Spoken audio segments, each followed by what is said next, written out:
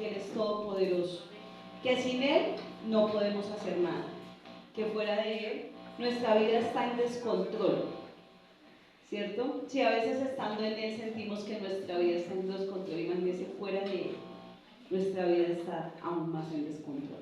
Pero hoy podemos decir que el Señor está con nosotros, que Él nos ayuda y que hasta aquí ha sido fiel.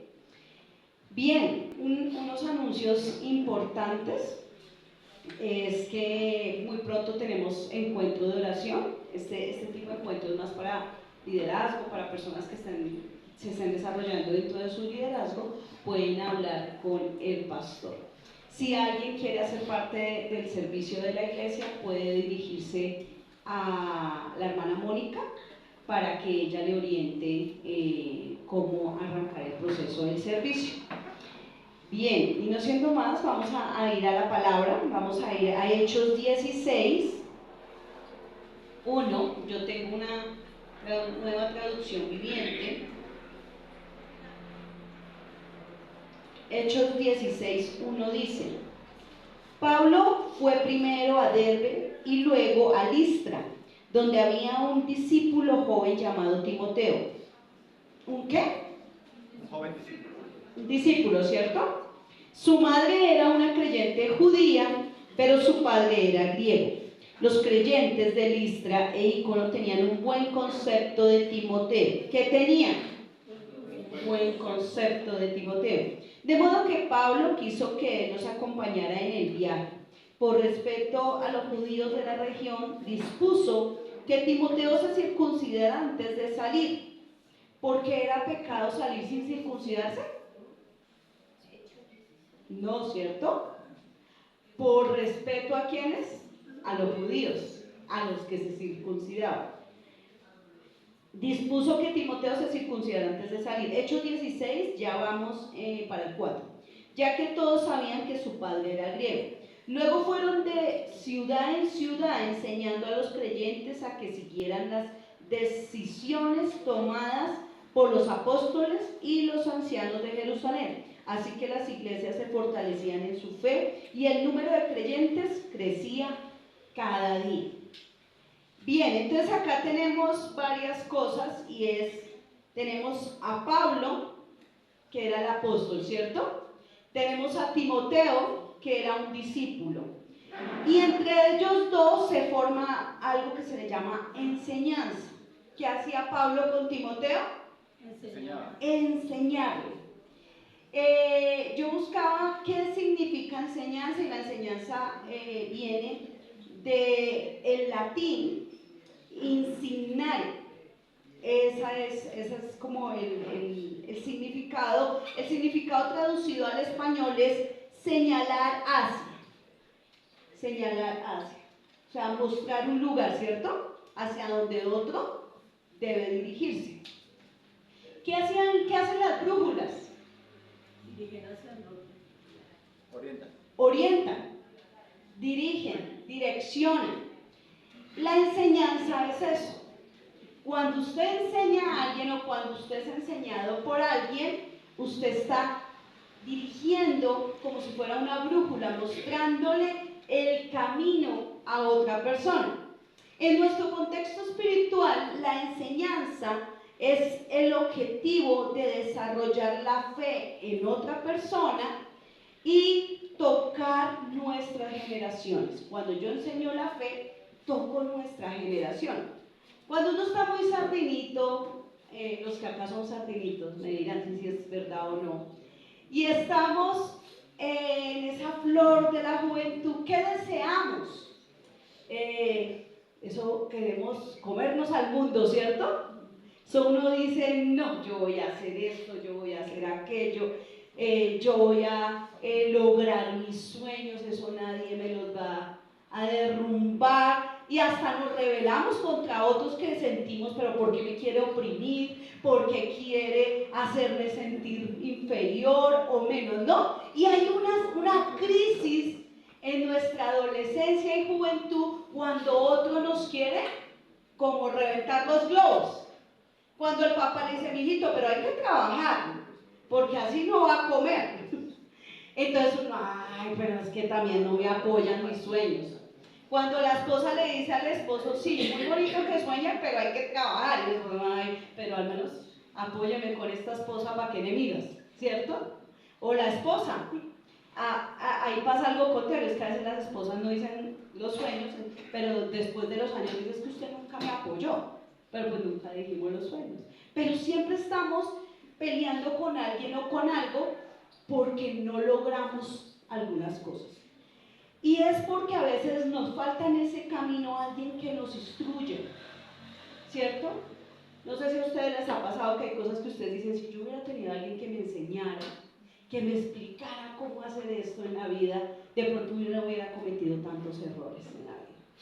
Entonces, el que instruye es muy importante, tener a alguien que me enseñe es importante, pero también es muy importante que el discípulo se deje enseñar, porque ese es el otro lado también, y es que a veces como discípulos que somos, no nos gusta que nos enseñen, o que nos corrijan, o que nos digan por este camino no vas a andar. Vamos a ir al contexto de la palabra, y es que acá dice que ¿dónde estaban? En Listra, ¿cierto? Listra era una ciudad, actualmente queda en el centro sur de Turquía, y en ese momento Listra era una ciudad comercial, era una ciudad donde vivía Timoteo, él se había formado allí, y dice la Biblia, este es el segundo viaje misionero de Pablo. Y dice la Biblia que Pablo estaba allí y que fue, y mire que resalta, fue donde había un qué. ¿Un qué? Leámoslo, hermanos, no están prestando atención. Dice, Pablo fue primero a Derbe y luego a Listra, donde había un discípulo joven. ¿Había un qué? Un discípulo. Un discípulo, hermano. Quiere decir que para Pablo era importante Timoteo, ¿no? Tenía Timoteo allí. Timoteo es este discípulo del que está hablando. Ahora, ¿quién es Timoteo? ¿Quién dice que es la mamá? Que la mamá es una creyente judía.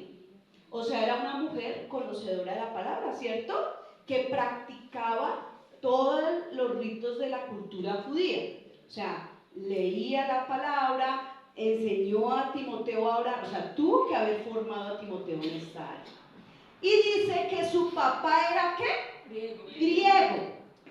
O sea, él no era judío, él no practicaba las costumbres judías. Lo más posible era que fuera un hombre apartado totalmente de Dios, porque en la Biblia no se resalta mucho su función, pero sí la de la mamá de Timoteo y la de la abuelita de Timoteo. Entonces es muy posible que el varón no buscara de Dios. Dice la Biblia, lo que hemos leído, que Timoteo era un discípulo de buen testimonio, porque dice que los de Listra, ¿qué hacían? Tenían una buena imagen de él, hablaban muy bien de él.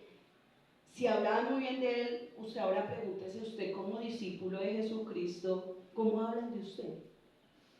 ¿Qué dicen los vecinos?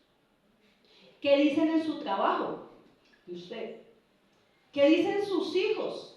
Porque a veces hablan muy bien afuera, pero adentro de nuestra casa nuestros hijos nada que ver con nosotros, o nuestra familia, o nuestra pareja. ¿Qué dicen los demás de usted? Empiece desde adentro hacia afuera. Y habla de Pablo. ¿Pablo quién era? ¿Quién era Pablo? Era un hombre preparado. En Hechos 21:39, vamos a ir a Hechos 21.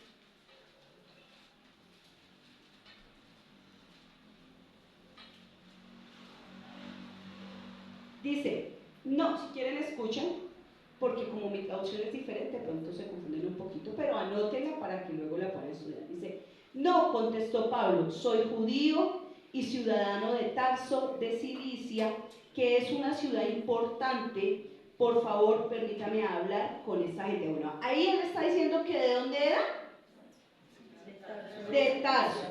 O sea, su nación de nacimiento era Tarso. O sea, y dice que era una ciudad importante, ¿cierto? O sea, no era cualquier, al parecer era una metrópolis. Y luego ahí mismo en Hechos 22, 25, 28 dice lo siguiente. Dice, El comandante llevó a Pablo adentro y ordenó que lo azotaran con látigo por hacerle confesar su delito. Quería averiguar por qué la multitud se había enfurecido. Cuando ataron a Pablo para azotarle, Pablo le preguntó al oficial que estaba allí: ¿es legal que azoten a un ciudadano romano que todavía no ha sido juzgado? Vamos a irnos bueno, el 27 dice: entonces el comandante se acercó a Pablo y le preguntó: dime, ¿eres ciudadano romano? Sí, por supuesto que lo soy, respondió Pablo. Yo también lo soy, dijo el comandante. Un romano no podía azotar a otro romano. Entonces, era de nacimiento en Ciudad de Tarso, pero aparte era de Roma también. Entonces uno dice, ¿cómo podía ser de un lugar y ser de otro? ¿Qué pasa con la gente que va a otros países ahora? Pues tienen una doble nacionalidad, pueden tener una doble nacionalidad. Pues Pablo no fue la excepción. Ahora, en ese entonces, a los que convertían en ciudadanos romanos sin haber nacido en Roma, era porque o era de una familia importante o había hecho méritos para poder obtener la ciudadanía romana. No cualquiera obtenía la ciudadanía romana. Y en este caso, Pablo, nacimiento de Tarso y ciudadano romano. Pero no solo eso, mi hermano, miren quién más era Pablo. Vamos a ir a Hechos 26, 14, rápidamente. Dice,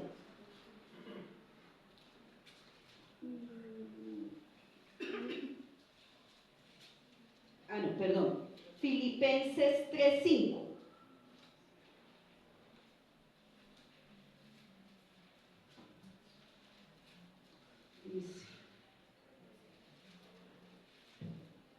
Dice, fui circuncidado cuando tenía 8 días de vida. Soy un ciudadano de Israel, de pura cepa y miembro de la tribu de Benjamín, un verdadero hebreo, como no ha habido otro. Fui miembro de los fariseos, quienes exigían la obediencia más estricta de la ley judía. Era tan fanático que perseguí con crueldad a la iglesia. ¿Qué era él? De Israel. Era practicante, dice, no como cualquiera, porque en ese tiempo habían personas que eran judíos, pero no judíos que venían del nacimiento de la cultura hebrea, sino se habían convertido al judaísmo. Lo mismo que él hizo en Roma y hacían otras personas dentro del judaísmo. Se convertían al judaísmo porque se circuncidaban y ya, pero él no, porque su familia era judía. Y tenía familia de la tribu también de Benjamín. Entonces dice, yo soy de la tribu de Benjamín. Hebreo, hebreo. O sea, me sé las reglas, me sé las leyes, todo lo espiritual que usted quiera. Entonces miren todo. ¿Pablo era cualquier persona? No, mi hermano, estaba más preparado que quién sabe. Es más, dicen, yo estuve consultando un poquito y dice que Tarso era una de las ciudades de las universidades más grandes. Y que los jóvenes que se preparaban allí iban a prepararse en filosofía, en arte, o sea, no era que eran cualquier cosa, eran personas en la política, o sea, él la tenía clara. El tipo sabía. Ahora había estado mucho tiempo con los fariseos, o sea, se conocía la ley, al derecho y al revés. Y cuando uno entra y mira, bueno, mira uno a un Pablo que está diciendo, yo estoy bien preparado. Conozco lo espiritual, pero me conozco el terreno humano completamente. Sé de autoridad, sé porque imagínense, él ya listo para que lo azotaran, porque esta era la posición, ¿no? Listo que lo azotaran, y ¿qué dice él? Está bien que un romano, aparte me parece súper astuto, ¿no? Está bien que un romano azote a otro romano, pues se salvó de que lo azotaran en ese momento, por el simple hecho de usar, como diciendo, mire, esta es mi cédula también romana, aunque también soy judío, pero mire, esta es mi cédula romana. Entonces, Pablo muestra que es una persona astuta, inteligente, preparado, espiritual, pero no solo eso. Mire, vamos a ir a Hechos 18:3.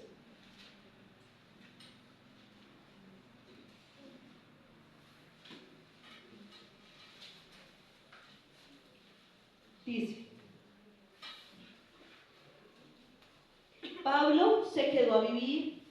trabajar con ellos porque era fabricante de carpas, al igual que cada día de descanso Pablo se encontraba en las sinagogas tratando de persuadir tanto a judíos como a griegos. Bien, ¿qué estaba haciendo él? Carpas, ¿qué estaba haciendo?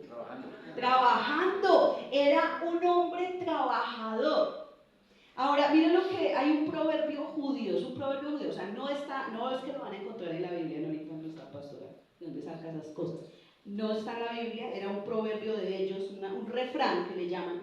Dice, el que no enseña a su hijo un oficio es como si no le enseñara, es como si le enseñara a ser ladrón. Ese era como un refrán que ellos tenían. Aparte de él tener tanto conocimiento, él sabía hacer un oficio. A mí me aterra porque yo hablo con muchos hermanos acá en la iglesia y la mayoría trabaja en una profesión pero sabe hacer un poco de cosas. Y uno dice, qué bueno. Pero tristemente uno mira a los hijos o miramos a nuestros hijos y a veces nuestros hijos no saben hacer muchas cosas. Solo lo que se dedicaron a estudiar. Y tenemos que volver a estas. Hay cosas del pasado que son importantes volverlas a vivir. Y es que a los hijos se les debe enseñar a trabajar en otros oficios, porque a veces sufrimos mucho cuando solo nos preparamos en un área. Pero no puedo prepararme en varias áreas y dejarlas sin culminar. Tengo que tomar un área, prepararme, culminarla, pero aprender otros oficios. Y uno ve acá a Pablo y para él es importantísimo haber culminado muchas cosas, pero aparte tenía otro oficio, trabajaba, y dice en una parte de la Biblia que él lo hacía para no ser carga para la iglesia. Y yo le decía alguna vez a mi esposo cuando llegamos acá, nosotros siempre pensamos que vamos a llegar y vamos a tener la vida solucionada cuando fuéramos pastores. Y los propósitos de Dios, por supuesto, a veces son diferentes, ¿no?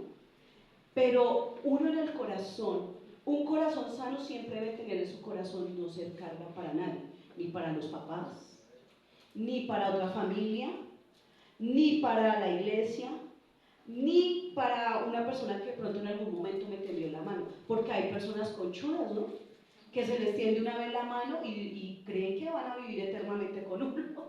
No, mi hermano. Y de pronto hemos sido así en algún momento. Alguien nos ha tendido la mano y nosotros nos recostamos y como que nos acomodamos y como que nos queremos quedar ahí porque estamos cómodos. Pero no, mi hermano, no podemos ser carga para nadie. Eso no ha salido llamado para ser carga para nadie. Dios nos da su palabra. Si usted dice, venga, yo nunca he tenido un maestro, un mentor, pero hace una cosa, acá hay una palabra que el Señor Jesús nos dejó. Él es nuestro mejor maestro. Él es nuestro mejor mentor. Y acá está todo escrito, cómo debemos vivir la vida, cómo debemos servir en esta vida. Porque lo que hacemos siempre es servir, ¿no? Uno sirve a su pareja, sirve a sus hijos, sirve a sus padres. Y el que no sirve, dice el viejo refrán, el que no nació para servir, no sirve para vivir. Definitivamente. Porque la vida se trata del servicio, en los unos a los otros. Ahora ya vimos quién es Pablo y quién es Timoteo, ¿no? ¿Quiénes son? ¿Qué hizo Pablo como mentor? Un mentor, él fue una persona que ya está académicamente, casi que resuelta su vida académicamente, se está formando, pero hay algo importante que hizo Pablo, y es que él decidió tomar a alguien y formarlo. ¿Cuántos tienen hijitos acá? Bien. ¿Ustedes forman sus hijos? ¿O solo le dejan las 11 del almuerzo y se van a trabajar? Hay que formar los hijos, ¿cierto? Algunos dicen, si les sacan canas. Hay que formar. Los abuelos incluso ayudan a formar también los hijos, en parte. Pero la función es del papá y de la mamá.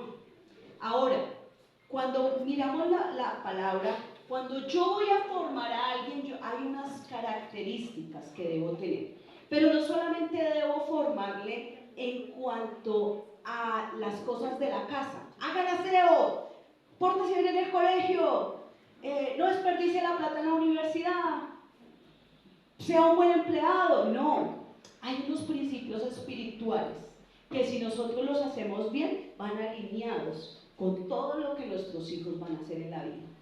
Y la palabra es un principio espiritual, toda ella, en su esencia. Cuando usted lee la palabra con sus hijos, eso va, aunque usted a veces los vea portándose mal, a una hija jalándole el pelo a la otra, y usted dice, venga, pero van a la iglesia, acaban de estar en la iglesia y van y nada. O gritan, es que mi hermana me hizo, es que mi hermano. Y los que son más grandes pelean por otras cosas, que se me puso la chaqueta, que se me puso los zapatos, que me usó tal cosa, el esfero, porque hasta por un esfero peleamos con los hermanos, ¿no? Entonces, hay un proceso de enseñanza, pero yo les voy a decir una cosa, no se desanimen. La palabra nunca vuelve vacía. Lo que Dios ha colocado en ustedes y en sus hijos no puede volver vacío, pero ustedes deben hacer el refuerzo en la casa. En la casa nos formamos unos a otros. Los esposos a veces le dicen a las esposas, ¿sí escucharon la palabra? O las esposas, eso era para usted. Nos estamos formando unos con otros. Y Pablo tomó, hay unas características en Primera de Timoteo 1. En Primera de Timoteo 1:1 dice lo siguiente.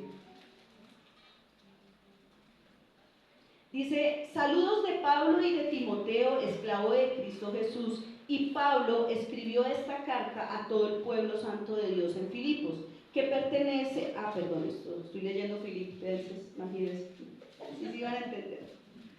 Listo, dice, yo Pablo, apóstol de Cristo Jesús, nombrado por mandato de Dios nuestro Salvador y de Cristo Jesús, quien nos da esperanza, les escribo esta carta a Timoteo, mi verdadero hijo en la fe. ¿Mi verdadero hijo qué? En la fe. En la fe. Que Dios Padre y Cristo Jesús nuestro Señor te den gracia, misericordia y paz. Cuando yo leo esto y digo, imagínense lo que dice mi verdadero hijo, Pablo tomó a Timoteo como un hijo espiritual. Ahora nosotros tenemos hijos biológicos y a veces no los vemos solo como esos hijos biológicos, pero no, mi hermano, ellos son nuestros hijos espirituales también. ¿Y cuántas personas que han estado cerca de usted ha podido abrazar como hijos espirituales y poder decir esto? Mi verdadero hijo. ¿Y qué es mi verdadero hijo? Pues que yo le puedo impregnar mi fe, impregnar la palabra. Yo me acuerdo mucho cuando Janita, mi hija mayor, tenía como la edad de Naomi, como 3 añitos, y yo estaba en un ayuno. Ese ayuno, en ese momento, como era un sábado en la mañana, no había mucha gente allá en la iglesia, había poquitos. Y yo me paré y dije, pues igual voy a poner el micrófono porque es un ayuno, vamos a orar. Y me puse a orar. Y estaba con un amigo y cuando yo me bajé, mi amigo me mostraba, después que allá había cámaras, por las cámaras me dijo, ¿usted quiere ver lo que estaba haciendo su hija, su chiquitica? Estaba pequeñita. Ella cogió un micrófono, de esos como no todos tienen, la mayoría ahora no tienen el cable, y en la cámara se veía detrás mío llorando y hacía así, uno se mueve, ¿no? Y ella detrás mío haciendo lo mismo. Eso es lo que debemos hacer, pero no nos damos cuenta. Yo no me di cuenta que ella estaba haciendo eso, después fue que lo vi.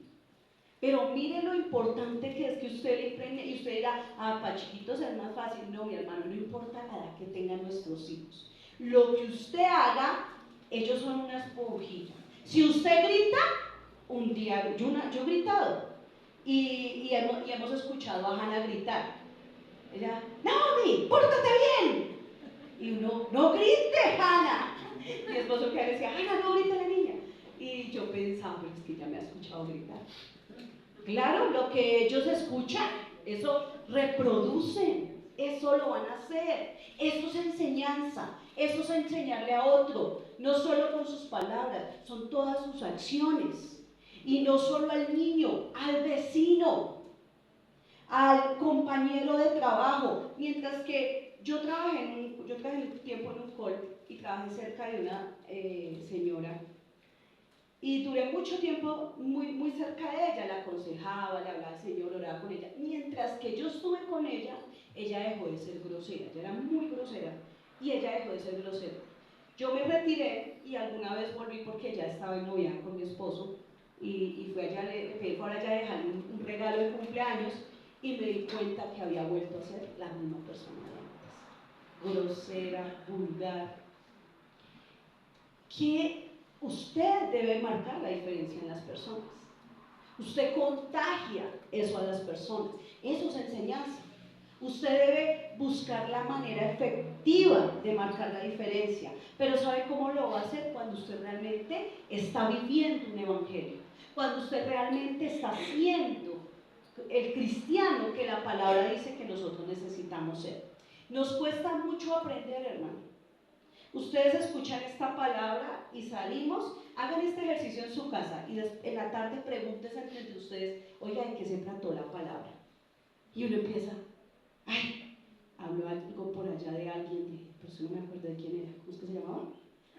Así somos, porque nos cuesta retener, y no solo retenerlo, sino ponerlo en práctica. Entonces tenemos que hablarle a nuestra mente de sujeto a Cristo, y mis pensamientos están sujetos a la palabra del Señor. Sujetos esos pensamientos. Pablo enseñó de muchas maneras. Acá dice que él amaba. Entonces quiere decir que él enseñó a través del amor. A veces decimos que amamos, pero tratamos muy mal a las personas. No sabemos ni llamar la atención. A los gritos, a las patadas. Y yo sé, hermano, que es que uno se enoja y como que sale ese yo de la carne que quiere acabar con todo, ¿cierto? Yo escuché alguna vez en el noticiero que Angelina Jolie tenía un cuarto que se llama el cuarto de la ira para los hijos. Y cuando los hijos están molestos, ella les dice vaya y ellos destruyen todo lo que hay allá. Y aparentemente dice uno, wow, qué inteligente. Pueden ir y destruir todo lo que hay allá y después lo renueva, pues como tienen el recurso van y vuelven y compran todo en ese mismo cuarto para el siguiente que se enoje. ¿Usted se imagina cuando esa persona no tenga un cuarto? ¿Qué va a romper? La cara de alguien.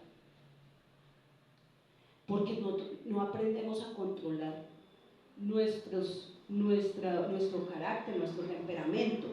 Entonces, uno acá importante es el amor con que le hablemos al otro. Eso le enseña, eso ayuda. Yo sé que a veces dice, uy, pero es que le he hablado con amor y ya no entiende, toca como resetearlo. ¿Sí? A veces no, las personas uno se les ha hablado de tantas maneras, no solo a los hijos. Uno a muchas personas dice, mire, pilas con esto. O no le ha pasado que usted le da un consejo a alguien en su trabajo y al día siguiente la persona vuelve y hace lo mismo. ¿No quedamos en algo? No hablamos. No, parece que le entrara por acá y le saliera por este lado porque tal cual se hacen las cosas. O llegamos a acuerdos que no se cumplen, ¿no? Y uno dice, pero le hablé con amor. Entonces ya después uno trata mal a la persona porque no me entendió con amor. Entonces, el amor es la base fundamental de la formación. Si yo olvido eso o lo saco de la ecuación, créame, hermano, que no. A punta de golpes no funciona. La disciplina es importante, la Biblia habla de ella. Pero no todo, yo no puedo golpear y golpear y golpear y golpear y golpear, porque curto a la persona, esa personalidad se porta igual, era igual. Debo pedir. A los que no les ha funcionado ni el amor ni la disciplina, pidan revelación divina. Algo está pasando ahí, algo está pasando, hay que orar, hay que orar. Solo Dios nos puede enseñar cómo hacer mejor las cosas. Ahí en primera de Timoteo 1:23 dice, ay, perdón, no tiene 1:23. Segunda de Timoteo. Tampoco tiene. Confundí acá.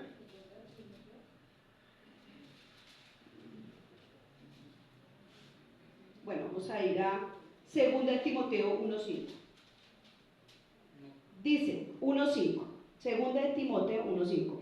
Me acuerdo de tu fe sincera, pues tú tienes la misma fe de la que primero estuvieron llenas tu abuela Loida y tu madre Eunice. Y sé que esa fe sigue firme en ti. Vamos a dejar ahí y vamos a ir a 1 de Timoteo 1:18. Dice: Timoteo, hijo mío, te doy esta instrucción basadas en las palabras proféticas que te dijeron tiempos atrás acerca de ti. Espero que te ayuden a pelear bien en la batalla en el Señor. Ahí se nota que Pablo conocía a Timoteo. Porque ¿de quién le habla? De la abuela y de la mamá. Y luego le dice que a él le dieron una palabra, que sobre él levantaron unas instrucciones. Dice, él conoce a Timoteo. Él conoce a su mamá, él conoce a su abuelita, conoce que les enseñó, no deja a un lado sus enseñanzas. A veces nosotros desconocemos lo que otros enseñan en nuestros hijos o lo que otros enseñan en la vida de otras personas. Voy a poner el ejemplo de la iglesia. Yo no puedo desconocer ni mi esposo lo que muchos de ustedes aprendieron en tiempo atrás con otros pastores o otros liderazgos. Nosotros no podemos desconocer eso, porque alguien tuvo que haber enseñado algo muy bueno en la vida de ustedes. Eso haría que nosotros desconociéramos lo que nuestros pastores con los que estuvimos nos enseñaron. Yo haciendo esta predicación me acordé de mi pastor, el que me formó, se llama Germán Escobar, y él dijo un día, el predicó de Timoteo, no esta charla, predicó de Timoteo y dijo: ¿por qué creen que Pablo escogió a Timoteo como discípulo? No, hermanos, todos dijimos una cantidad de cosas y él nos salió con una perla. Dijo: porque era joven. Porque es más fácil formar a alguien más joven que a alguien igual de su edad. Esa persona igual a su edad le cuesta aprender, y uno se da cuenta incluso en la iglesia, personas o más adultas que nosotros o igual a nosotros a veces les cuesta, y dicen: no, pues que lo hace así, pero yo sé hacerlo así. Y se marca uno en ese cuadro y no quiere aprender nada más. Y no, lo que aprendimos fue muy importante y debemos conocer. Ustedes no sé si se han dado cuenta, pero mi esposo y yo somos preguntones. ¿Y usted qué hace, hermano? ¿Y dónde vive? ¿Y qué hizo cuando chiquito? Nos falta decir: ¿y en qué hospital nació? Nosotros preguntamos muchas cosas. ¿Por qué? Y hay gente hermética que no dice nada, que no quiere decir nada, y es así. Y yo siempre le digo a mi esposo: a mí alguien que no dice mucho de su vida me da mucha desconfianza. ¿Por qué? Porque hay un viejo refrán de nosotros, que yo cuando le digo, ustedes se van a acordar: el que nada debe, nada teme. Yo no tengo problema en contar mi pasado. Yo no tengo, porque incluso mi pasado es testimonio para muchas personas, para que vean que mi pasado no era tan bueno. Es más, mi presente no es tan bueno. Cristo hace que yo sea buena. Cristo a través, ahí se hace la mitad para que ustedes no me vean en mi humanidad, porque si ustedes vieran esta humanidad, se asustan. Ustedes me ven porque Cristo está ahí, ustedes no pueden ver más allá, pero yo debo ser lo más sincera posible con quien soy. Y ahorita les voy a decir una cita donde Dios nos muestra que tu vida no es privada. A veces venimos a la iglesia y creemos que nuestra vida es privada, y a mí no me gusta que se metan en mi vida y yo hago mi vida así. Y no solo eso, pasa en todo lugar, en las iglesias, en los trabajos, en todo lado. Pero saben una cosa, mis hermanos, la vida de nadie es privada. Ustedes vean un artista nomás. ¿Qué privacidad tiene un artista con tanta plata que tiene para poder hacer su vida privada y no puede? Porque la vida, dice la Biblia, debe ser una carta abierta, un espejo donde usted pueda mirar quién es, cómo es.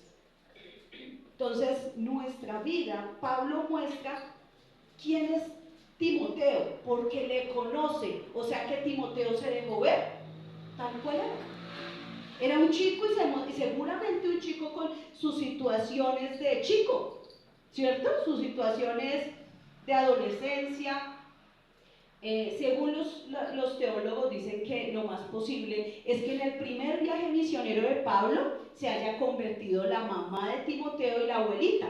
O sea que Timoteo era un pequeñito apenas.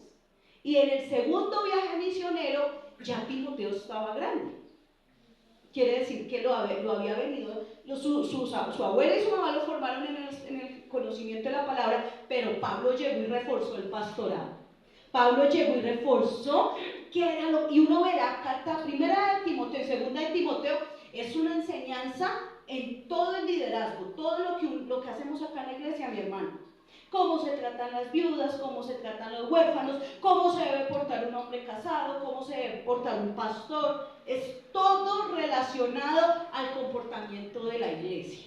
Le está formando el pastorado a un chico que aparentemente en la segunda carta de Timoteo ya tendría más de 25 años.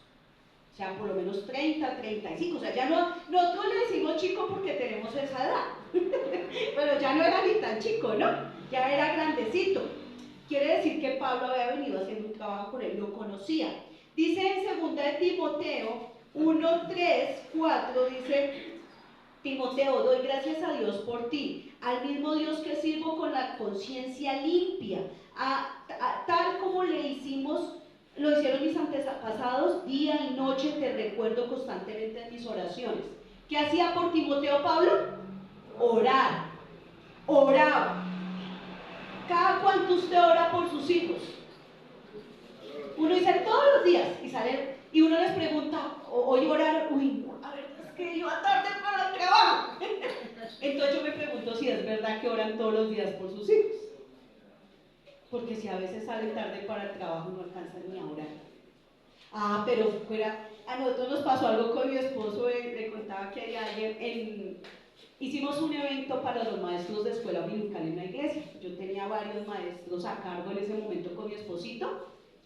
Hacíamos vigilias, ayunos y llegaban poquitos. Y uno, ¿por qué no vino? No es que estaba tan cansada. No es que llegué tarde y hasta que hice de comer. No, pues sí, pobrecitos. No, es que la verdad se me hizo tarde, es un trancón terrible.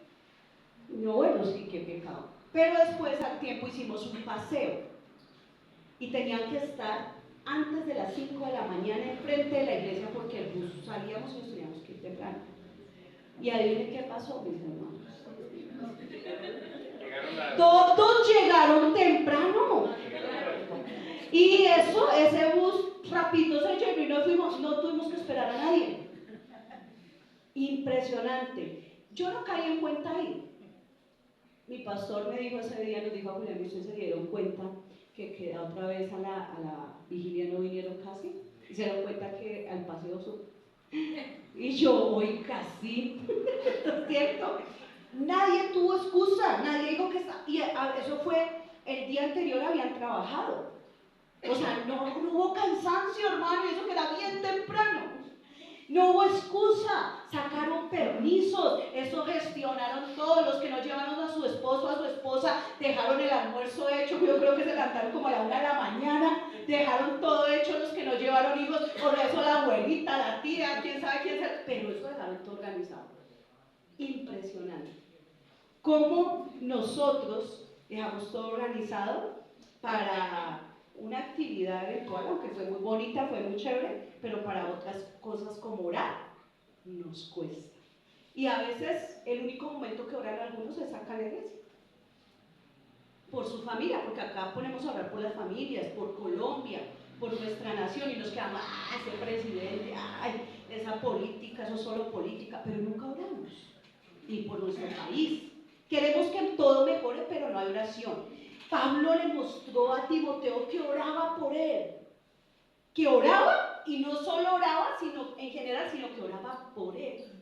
Nuestros hijos y las personas con las que trabajamos en cualquier lugar, laboralmente, acá en la iglesia, en nuestro ministerio. Algo que hemos aprendido con mi esposo, para nosotros es muy serio cuando trabajamos con alguien. Y créanos, hermanos, que si usted nos pide que oremos, nosotros oramos por ustedes.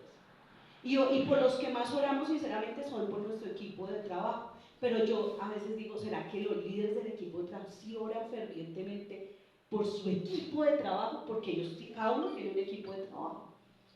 Porque el clamor, ¿sabe qué hace? Le muestra a usted cosas que están pasando. Nosotros hemos tenido esa experiencia cuando oramos por alguien y nos metemos en esa oración y preciso le escribimos con mi esposo, esa persona no está bien. Y eso es bueno, no es malo, es bueno porque es la oportunidad para que esa persona pueda decir, mire, yo necesito que oren por mí.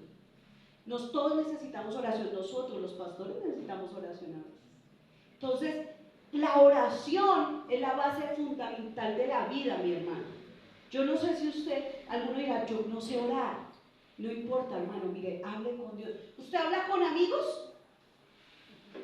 ¿Quién es bueno acá para hablar hasta con el señor de la panadería, la señora de la panadería, que a veces no les agrada? Bueno, sí, yo veo gente, uy, que es buena. Imagínense que yo tengo un apartamento y en ese apartamento pues no hemos vivido últimamente porque hemos estado en la obra, más que todo con mi esposo. Pero allá está mi papá y mi mamá. Y uno llegaba allá y mi papá lo conocía a todos los heladores. y piensan que él es el dueño del apartamento porque como él es el que conocen allá. Hay gente, mi abuela paterna, esa señora, uno va con ella por la calle y la conocen de la tienda, el señor que muele el maíz, y uno dice, esta señora, ¿cómo la conoce? Todo el mundo los conoce.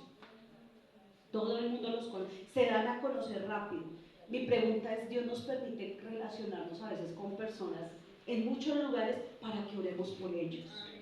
Si usted se relaciona con ellos así de fácil, uno dice, ¿cómo hace para...? Hay personas que les cuesta, ¿cierto? Yo digo hay personas porque a mí no me cuesta. Hay personas que no saben cómo hablar con otros. A mí no, hermano, mire, a mí se me ocurre cualquier cosa, hasta del pelo. Oiga, y ese color tan bonito, hasta es el color natural a veces. Se me ocurre cualquier cosa para hablar, pero hay unos que les cuesta, pero aún así hablan. Si usted tiene esa capacidad de hablar con un desconocido, aun cuando le cueste, debe tener la capacidad de hablar con Dios, de orar con Dios. ¿Sabe por qué? Porque usted no le tiene que fingir, porque Él conoce sus mentiras. Él conoce lo más oculto de nuestra vida. Él conoce nuestros errores más horribles, los que nadie ve, ni su esposa ni sus hijos, los que no ven sus papás. Todo aquello que ocultamos que nos da vergüenza, Él los conoce. Él, que vive en nosotros, Él sabe quiénes somos, qué cosas hacemos en lo oculto que si lo diríamos nos daría mucha vergüenza, ¿cierto? Hay cosas que usted no le dice a nadie, ¿cierto? Y dice, no, ¿yo cómo voy a decir eso? Pues Dios las conoce, quiere decir que puede usted hablar con Él con tranquilidad. Pablo fue un ejemplo de esta oración. Segunda de Timoteo 1, 3, Segunda de Timoteo 2, dice, me has oído enseñar verdades que han sido confirmadas por muchos testigos confiables. Ahora enseña estas verdades a otras personas, dignas de confianza, que estén capacitadas para transmitirlas a otros. Pablo era una persona de testimonio. ¿Qué le dice? Me has oído decir cosas que otros han dicho que es verdad. Le está diciendo, mira Timoteo, yo me he mostrado tal cual soy. Y no está diciendo, porque a veces hay gente descarada y dice, yo soy quien soy. Soy mujeriego o yo soy mentiroso. Eso ya es ser uno descarado. Sí, porque el pecado, Dios ama al pecador, mas no ama al pecado. Nosotros estamos en un proceso de ser transformados y de renunciar a nuestra maldad, de renunciar al pecado que hay en nosotros. Eso es aprender. Eso es aprender. No importa cuántos años tenga usted, hermano, todos los días estamos aprendiendo y desaprendiendo. Hay cosas que no queremos dejar, hay cosas a las que no queremos renunciar y cosas que no queremos sanar porque no queremos aprender lo nuevo que Dios tiene, y lo nuevo que Dios tiene es mucho mejor. Dice que el Señor que su futuro será mayor que su pasado, ¿cierto? Eso dice la palabra, que el futuro es mejor que el pasado. Y si usted está en el presente, tienes que sanar, pedir perdón y caminar hacia ese futuro que Dios tiene para nosotros. Pero debemos empezar a ser personas que demos ejemplo. No podemos seguir siendo los papás que mi hijo sabe quién soy yo. No, tenemos que empezar a darles ejemplo a nuestros hijos. Ejemplo de cómo tratar a las personas. Miren, mis hermanos, hay algo que me sorprende y es algo que mi mamá le enseñó a ellos, es que mis hermanos son personas muy respetuosos conmigo. Una vez nos agarramos con mi hermano, la única vez que yo me agarré con mi hermano, nos dimos, hermano, con palo y todo. Mi hermano tenía unos 5 años, chiquito, pero era violento. Y yo tendría unos 7, si él tenía unos 4 o 5 años, yo tenía 9 años, yo le llevo 4 años a él. Y nos agarramos, yo me acuerdo que yo le tenía miedo, que él era más chiquito que yo, pero era hombre. Y yo era encima de la cama y con el palo de la escoba, y nos dimos durísimo. Pero sabíamos que antes de que mi mamá llegara, eso se tenía que acabar, porque si no, pues se acabó. Ya mi mamá llegó. Yo escuché que mi mamá llegó y se demoró un rato afuera, pero pues me está hablando con la vecina. Entonces nosotros vivíamos en un apartamento que eran 2 habitaciones que eran unidas y solo había una puerta para salir y entrar. Era la casa de mi abuela. Y entra mi mamá, cerró. A mí se me hizo raro que cerró con candado. Eso ya usted su corazón empieza tucu, tucu, ¿cierto? Los que son hijos, tucu, tucu, tucu, dicen, acaba de pasar algo, acaba de acontecer algo. Pues sí, señora, que agarra la correa y nos mira a los dos y dice, ¿que ustedes se pelearon? Primero, ¿qué es lo primero que uno dice? Uy, esa señora tan chismosa. Es lo primero que dijimos. Y no, mami, no. Mi mamá dice, ¿cómo que no? Pues me agarró a mí de primeras. Eso me dio duro, hermano. Todavía me acuerdo, me dio duro. Y a mi hermano, pues ese se alcanzó a escapar, se metió debajo de la cama. Y se acuerda que en ese tiempo los tablados eran de bonito, ahora que tienen estivos, pero antes se engargoló en el tablado y mi mami no lo podía sacar. Pues, ¿quién dijo miedo a esa señora? Levantó cobija, levantó colchón, levantó tablas hasta que lo agarró. Nos dio duro, hermano, yo me acuerdo. Llorábamos los dos ese inocente y dijo, nunca más se vuelven a golpear. La única que les pegó soy yo. Ustedes dos nunca más se vuelven, y nunca más. A partir de mis 9 años más o menos, yo no recuerdo un solo golpe de ninguno de mis hermanos. Nunca. Me tratan con mucho respeto. Yo soy la mayor, pero ellos son más altos que yo. Me tratan con mucho amor, con mucho respeto, me llaman para pedir un consejo, no porque sea pastora, porque ellos desde que yo tenía 9 años es así. Desde ese momento, desde que mi mamá ejerció, eso fue testimonio para nuestra vida. Decía hoy mi esposo en el devocional, ahí es raro cuando el Señor dice que Él con su vara y su callado nos infunde aliento, porque quien con la vara siente aliento, no sientes el golpe, no el aliento. Pero mire que la palabra dice que nos infunde aliento, quiere decir que corrige nuestra vida para tener un mejor futuro. Y yo me alegro por esos golpes de ese día, porque eso ha hecho que yo tenga una excelente relación con mis hermanos, que yo no me golpee con mis hermanos, que ellos no me maltraten. Nunca recibí el maltrato de un hombre, y eso ha hecho que yo me haga respetar, porque nunca he recibido el maltrato de un hombre. Entonces, ¿qué enseñamos? Con el testimonio enseñamos, hermano. Es con el testimonio, es con el ejemplo. Pablo le dijo, y fue con el ejemplo, no fue decir, mira, hay algo, un amigo duró muchos años en la iglesia, era pianista, tocaba muy bien, tiene una voz muy bonita, tiene un niño y un día dijo, es que a mí me gusta que él vaya a la iglesia, el hijo, pero no volvió. A mí me gusta que mi hijo vaya a la iglesia porque aprende cosas. Tristemente hay algo, hermano, la iglesia ayuda, bendice, pero si los papás no son el ejemplo de ir a la iglesia y de corregir en el camino del niño, el niño un día se va a apartar de la iglesia, porque su primer ejemplo empieza en casa. Hay algunos que aprenden a amar el evangelio y se quedan en la iglesia a pesar de que el ejemplo no estaba en la casa, pero hay otros que no. No es una garantía mandar un hijo a la iglesia, no. La garantía es que usted, aunque su hijo se porte mal un día, usted le puede decir, yo le he dado ejemplo, ¿cierto? Eso es lo más importante. Pablo le dio ejemplo a Timoteo. Primera de Timoteo 1:19.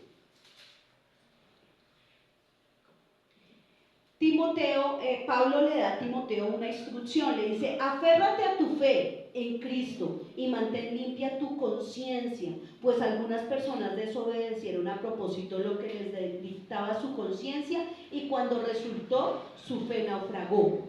¿Su fe qué? Naufragó. ¿Qué le está diciendo? Aférrate a la fe y mantén limpia tu conciencia. Yo les hago una pregunta, mis hermanos: ¿cómo está su conciencia? ¿Cómo está su conciencia? A veces una hermanita que ya nos decía, es que los cristianos tampoco es que estemos a todas así. Y es verdad, pero tampoco a toda hora así. O sea, no podemos estar así, porque si Cristo, imagínense, Cristo vive en mí, el gozo de Cristo es mi yo. No, pues dígale a su cara que tiene gozo, porque a veces no lo reflejamos, no lo reflejamos. Debemos reflejarlo. Primera de Timoteo 4:6-8 dice: Timoteo, si le explicas estas cosas a los hermanos, serás un digno siervo de Cristo Jesús, bien alimentado en el mensaje de la fe y la buena enseñanza que has seguido. No pierdas el tiempo discutiendo sobre ideas mundanas y cuentos de viejas. En lugar de eso, mantente para la sumisión de Dios. El entrenamiento físico es bueno, pero entrarse en la sumisión de Dios es mucho mejor, porque promete beneficios en esta vida y en la vida que viene. Nos está hablando de la eternidad. Ahora, aquí en esta cita está diciéndole que explique lo que ha aprendido. Hermano, lo que usted aprende aquí en la palabra debe explicárselo a sus hijos. Tiene que llegar a casa y explicarles la palabra a sus hijos. No discuta sobre ideas mundanas, dice, y esto a mí me habló mi hermano. A mí si alguien me habla si alguien me habla de política, yo sí me siento a hablar de política. Si alguien me habla de algo que está pasando en el mundo, como los procesos del LGTBI, las caravanas y todo eso, yo me siento a hablar y a debatir el tema, porque no estoy de acuerdo con ese tipo de cosas. Pero mire que el Señor acá a través de Pablo dice, no se siente a hablar de cosas mundanas. No solamente está hablando de eso, sino que hablamos de mucha basura a veces con las personas, ¿no? De chismes, de cosas que no son verdad, de películas con cosas incorrectas dentro de sus escenarios. Nos gusta ver mucho internet y pensaba en esto. El Señor me decía, Yuri, está viendo mucho cosas en el internet que no sirve para nada. Y claro, ellos ven, por eso es inteligencia artificial, ven qué está viendo usted y le empiezan a arrojar todo lo que usted más ve, para que usted siga y siga y siga. Busque algo, hermano, busque deporte, le llega una cantidad de cosas todos los días. Vea una novela turca y todos los días le llegan los capítulos de su novela turca, ¿cierto? Entonces, ¿de qué nos alimentamos? El Señor dice, deje de hablar de cosas mundanas. Hoy el Señor dice, deje de hablar, deje de ver, porque son cosas que no nos edifican. A veces perdemos hasta 1 hora en eso y más. Yo creo que hay gente que pierde mucho más tiempo en esto. Ahora, dice que es bueno entrenarse físicamente. A los que les gusta ir al gimnasio, a los que les gusta, está bien, no está mal. Dice, pero mucho mejor si se entrenan espiritualmente, porque es un bien no solo para este momento, sino para después de esta vida, en la vida a la cual vamos después. Porque vamos a una vida. ¿Qué ha estado haciendo usted con esta vida acá, que es un pedacito de tiempo comparado a la eternidad? ¿Qué ha estado haciendo? ¿De qué se ha dejado enseñar? A veces nos dejamos enseñar de cosas, nos impregnamos de eso, pero de la palabra nos olvidamos, del Señor nos olvidamos y nos preguntamos por qué andamos como andamos. Pero es la consecuencia de la vida que he llevado, de los errores que he cometido, de las falencias que he tenido en mi vida. 1 Timoteo 4:11-14, ahí mismo, dice, enseña estas cosas e insiste en todas que existen, que todas las aprendan. No permitas que nadie te subestime por ser joven. Sé un ejemplo para todos los creyentes en lo que dices, en la forma en que vives, en tu amor, tu fe, tu pureza, hasta que yo llegue. Hasta ahí le está diciendo que debe ser ¿qué? ¿Cómo debe ser Timoteo? Ser ejemplo. Y dice, no deje que te subestime. O sea, debe ser una persona de carácter. ¿Qué hacen las personas a veces? Nos subestiman, ¿cierto? Piensan que no podemos, que no entendemos. Y a veces estamos entendiendo. Y dicen, pero tranquilo, yo estoy entendiendo. Yo sé lo que me está diciendo. Nosotros podemos entender. Alguien un día llegó a la iglesia y era una autoridad y empezó a decirnos varias cosas al liderazgo que haríamos. Nosotros habíamos tenido un muy buen mentor, que había sido nuestro pastor principal, nuestra pastora, han sido excelentes mentores, nos enseñaron muy bien en la palabra, nos formaron muy bien. Y cuando esta persona llega, se preocupa un poco porque se da cuenta que nosotros estamos bien formados. Pero fue algo bueno porque esta persona, bueno, al principio llegó e intentó hablarnos como si no supiéramos de cosas, pero nosotros sabíamos de palabras, sabíamos de autoridad y nos habían enseñado varias cositas. Pero hubo algo muy bonito y bueno que hizo esta persona también, que se la admiro, y es que esa persona empezó a prepararse. Se dio cuenta que nosotros y empezó a estudiar, a leer libros, a prepararse, porque no podía seguir con el conocimiento que tenía, porque nosotros incluso teníamos un conocimiento tal vez mayor. Entonces él tenía que prepararse aún más. A veces llega alguien que sabe más que nosotros y nos molesta, ¿cierto? Y uno como que, yo lo hago así, así es mi forma de hacer las cosas. Pero es mucho más bonito cuando llega alguien que sabe más y yo digo, uy, qué chévere aprender de esta persona y prepararme más. No es hacerme a un lado, porque hay personas que llega alguien que sabe más, no, sí, y empieza, eso parece que se ocultará, ¿no? Y ya no se ve. No, es prepararme, es aprender, eso se llama crecimiento. Si usted se esconde cuando llega alguien que sabe más o se enoja, no está haciendo nada bueno, hermano. El Señor nos permite crecer cuando llega alguien que sabe más. Debemos crecer. Pablo insiste en no te dejes subestimar, ten carácter, pero no le está diciendo solamente eso. Mire que ahí hay aprende, hay que aprender. Estamos en un mundo donde los jóvenes ahora saben muchas cosas porque la mayoría están yendo a la universidad, ¿cierto? Antiguamente no pasaba así. No cualquiera podía ir a la universidad. Ahorita hay muchas posibilidades de estudio. Antiguamente a veces ni al colegio porque las personas tenían que ponerse a trabajar, ¿no? Las personas que son de tercera edad, ¿qué me dicen? Les tocaba ponerse a trabajar porque no había la oportunidad de estudiar. Fue mucho después que eso se fue abriendo ese panorama y se fue desarrollando y abriendo oportunidades para que la gente estudiara. Ahora los chicos estudian y saben mucho. O sea que usted tiene que estar preparado. Ustedes ven en las iglesias ya no ponen casi personas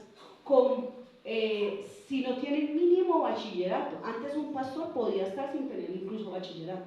Ya no, porque se va a enfrentar a personas que tienen conocimiento.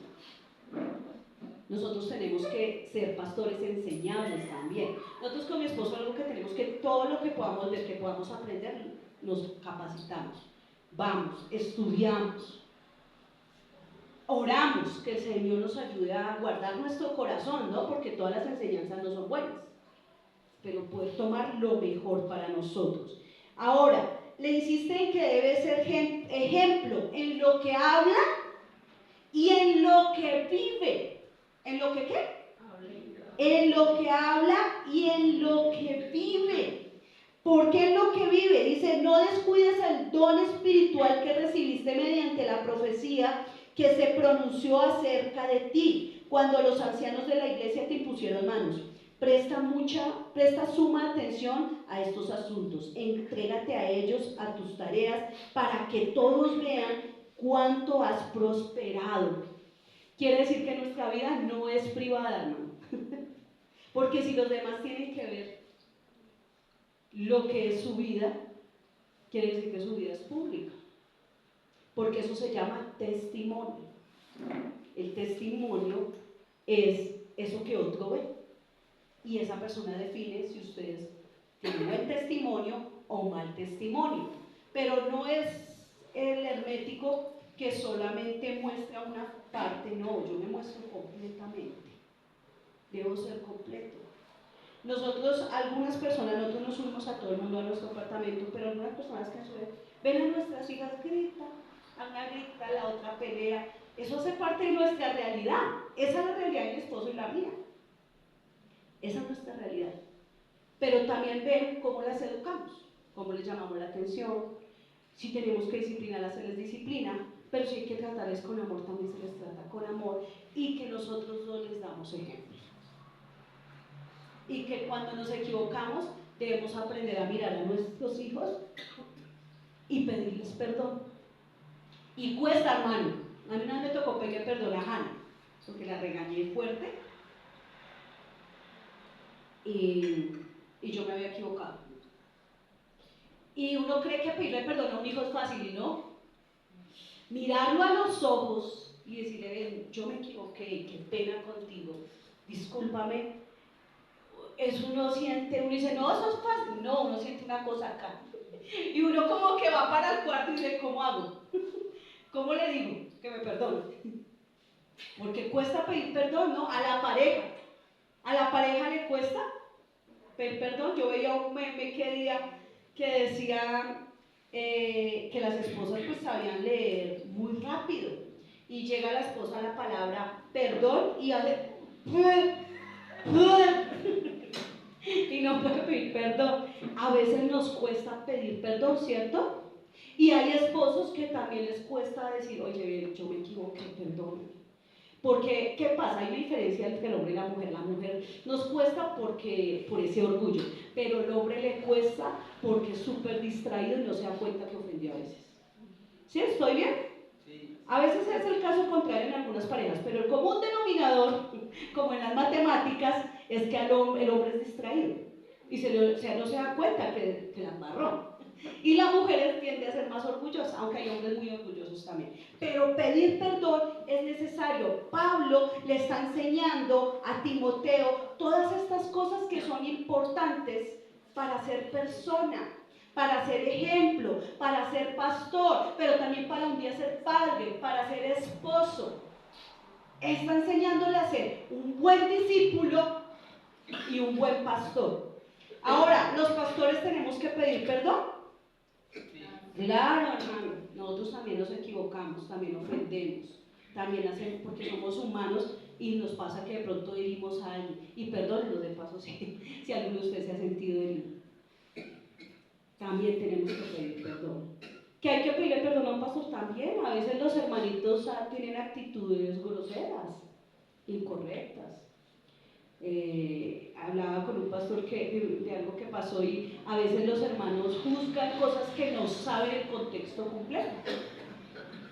Conocen una parte del contexto, pero no conocen todo lo que se encierra alrededor de lo que está pasando. Ahora, ¿qué tipo de...? Bueno, iba a decirles, a veces creemos que lo que es mi vida es privado y no le importa a nadie, y estamos equivocados. Esto deja por entendido que Pablo le está diciendo a Timoteo, tu vida no es privada, tu vida es pública y por eso debe ser de buen testimonio. Yo te he enseñado a ser de buen testimonio, ahora tú tienes que ser de buen testimonio. ¿Qué tipo de discípulo también deberíamos ser? Porque a veces solo hablamos del maestro. Ahora, ¿qué tipo de discípulo deberíamos ser? Segunda de Timoteo 2:15.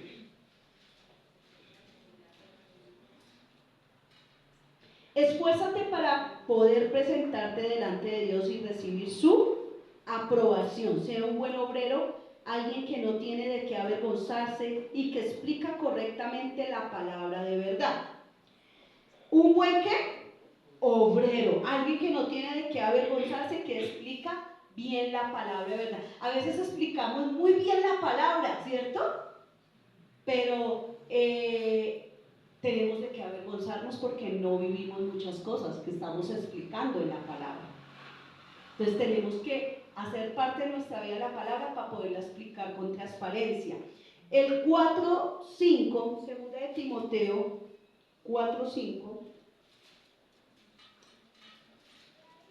dice: pero tú debes mantener la mente clara en toda la situación. No tengas miedo de sufrir por el Señor. Ocúpate en decirles a todos las buenas noticias y lleva a cabo todo el ministerio que Dios te dio. Ahí quiero que piensen en esto. Dice que tenemos que tener la mente ¿qué? Clara en todas las situaciones. ¿Quién tiene la mente clara? A veces escuchamos voces, ¿cierto? Del enemigo. Pueden ser demonios, pero también escuchamos en nuestra mente interna mi propia voz hablándole mal a mi propia mente, diciéndole que no puede, que no es capaz, que usted no va a poder salir de ese pecado que está viviendo, o que usted no va a dejar de ser pobre, y es una batalla mental. Pero mire lo que Pablo dice. ¿Qué dice? Que tengamos nuestra mente ¿qué? Clara. O sea que sí se puede. O sea que si no lo hacemos es una cosa nuestra. Es una decisión personal. Mira, acá puede venir ¿quién? Le digo yo. Un gran predicador, así que ustedes digan, wow. Billy Graham, ya está muerto. ¿Quién dijo Billy Graham? Está muerto. Si viene asustes, hermano. ¿Quién? Bueno, el hijo, Franklin Graham. Y usted dice, wow, vino Franklin Graham. Uy, no, ahora sí voy a ser libre de todas mis ataduras, opresiones. Pues déjeme decirle a que puede vivir, pero si usted no se decide a ser libre, nunca va a ser libre. Nunca va a pasar nada. Si usted no se decide a que su cabeza esté clara, no va a pasar nada. Va a pasar un momento emocionalista. O sea, usted va a recibir un momento de su emoción, pero al futuro no va a pasar nada. Porque es una decisión de todos los días suya con el Señor Jesucristo. Suya con su relación con Dios. Todos somos discípulos de Jesucristo. ¿Qué tipo de discípulo es usted, hermano? Pablo le está diciendo a Timoteo que debe tener la mente clara. La mente clara, no puede tener la mente con temor. Dice, no tengas temor, le dice a Timoteo. Más bien predica el evangelio. ¿Sabe por qué él también dice esto? Porque estamos en un mundo donde nuestra mente está basada en el yo. Yo tengo miedo, yo no puedo con esto, yo sufro, yo tengo situaciones, mi trabajo, mis hijos, mi familia, yo quiero hacer aquello, yo quiero hacer lo otro. El yo se nos volvió el Dios de este tiempo. Yo necesito esto, yo necesito económicamente tal cosa, yo necesito que mi esposo sea así, que mi esposa sea así, que mis hijos se comporten a la altura, yo necesito un trabajo donde... Y ese yo se volvió el Dios. Y no nos hace ser el discípulo que necesitamos ser en este tiempo. Mire que él dice todo lo que Pablo, lo que Timoteo debe hacer. No le está diciendo, tranquilo Timoteo, quédate esperando ahí, no hagas nada, que todo desciende del cielo y ya. No, le está diciendo, sé de buen testimonio, sé ejemplo y predica el evangelio.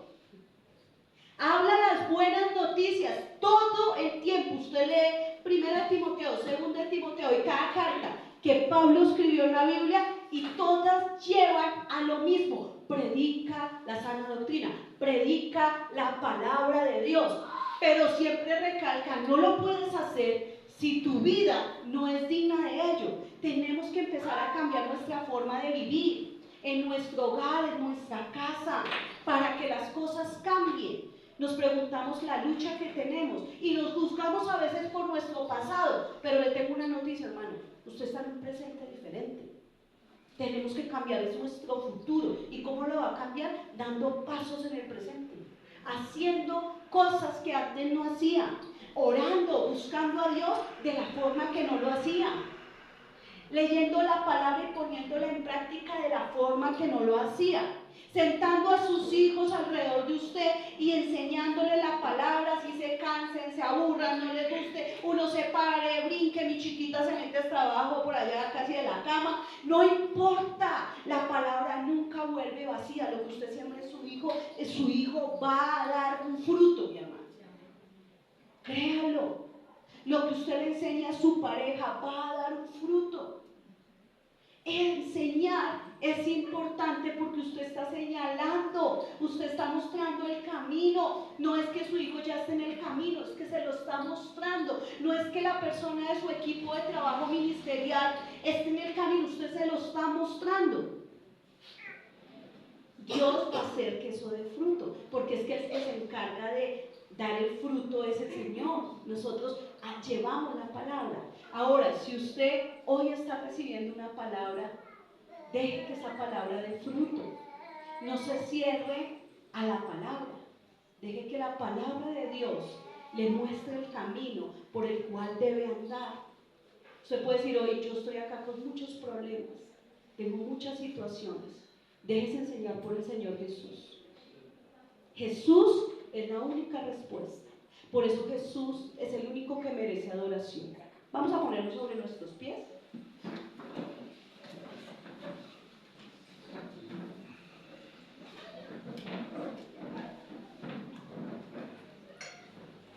Hermano, la forma en la que usted puede aprender es adorando al que le enseña. Y en este caso, el único que merece adoración es Jesucristo. Jesús es el único a que nosotros debemos adorar. Jesús es el único, dice la Biblia, que Él es el camino, la verdad y la vida. Yo no sé cómo está su vida, pero sí le puedo asegurar algo. Y es que el único camino y la única verdad es Él. Y no le estoy diciendo con esto que su vida va a solucionarse ya. Ni que yo no estoy hablando de eso, estoy hablando de quién es nuestra salvación para la eternidad, de lo que usted debe hacer en esta tierra para un día ir a esa eternidad. Usted solo se está preparando acá, usted se está formando acá. Si usted necesita a alguien que le disipule,